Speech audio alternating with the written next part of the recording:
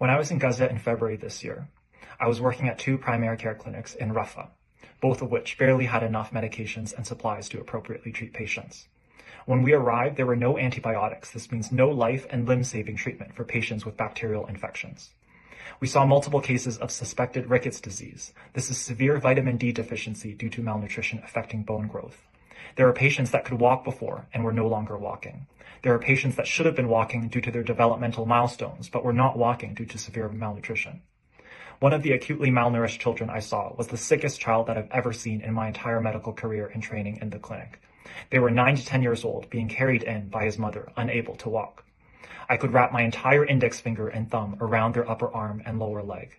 They had not been eating for 4 days due to nausea and vomiting and were also showing neurological signs of decline.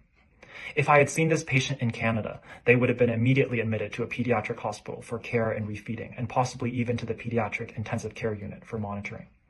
However, it broke my heart after speaking to the local doctor that all we could provide would be IV fluid hydration. This is what we were essentially giving every child that appeared malnourished, dehydrated, or ill in the clinic.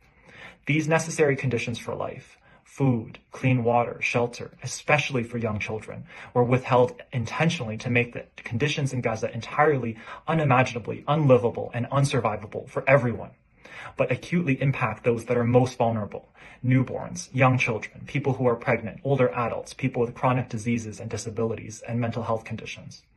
The first case of polio in 25 years in Gaza in a 10-month-old child now has developed paralysis in the lower extremities. This is irreversible paralysis. This is genocide by weaponizing previously eliminated, highly infectious diseases to cause permanent disability and death.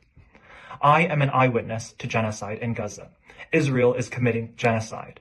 While our leaders remain impotent to act in any meaningful way, we demand an immediate lifting of the blockade of humanitarian aid, an immediate two-way arms embargo, compliance with the decisions of the International Court of Justice. This must be immediate. The children of Gaza depend on it. Justin Trudeau, Melanie Joly, your inaction is complicity in genocide. Canadian Medical Association, your silence is manufactured consent for genocide.